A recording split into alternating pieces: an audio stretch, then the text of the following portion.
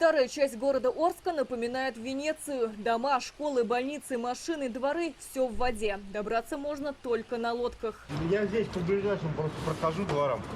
Если кто-то просит, то и нас.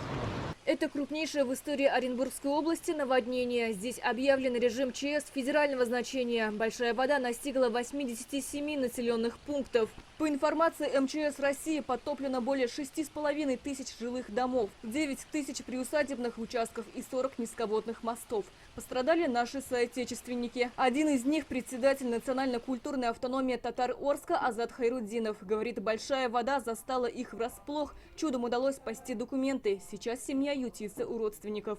Чем вышел, том и остался. Ну так это же многие, не то что я один. Мой дом полностью затоплен. Ну не то что мой, а всем рядом. Ближайшие соседи тоже не потоплены. Все под одним уровнем.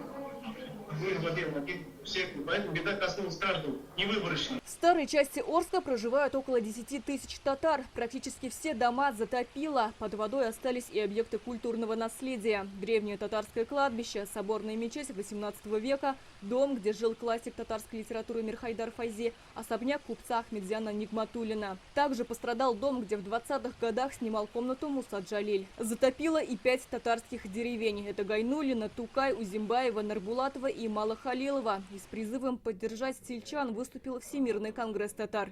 Это трагедия, которая на сегодняшний день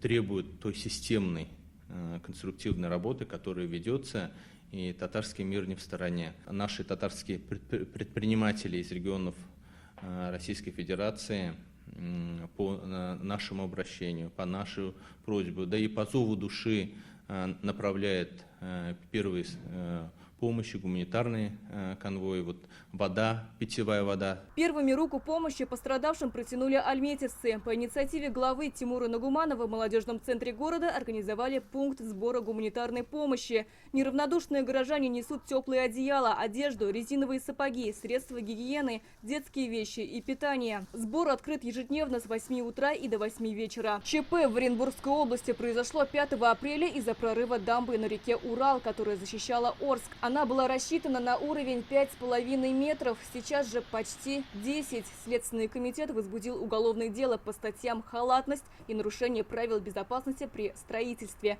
Сейчас насыпную дамбу укрепляют местные службы и сотрудники МЧС.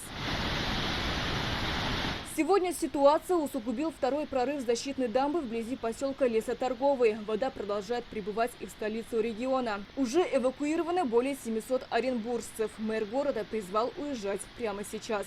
Такой большой воды Оренбург не видел уже давно. Самые высокие отметки это был 1942 год, это 946 сантиметров. Таких наводнений не было. По прогнозам Гидрометцентра России, пик паводка в Оренбурге будет послезавтра. До опасных отметок вода поднимется завтра. Сирина Васильева, ТНВ, Оренбургская область.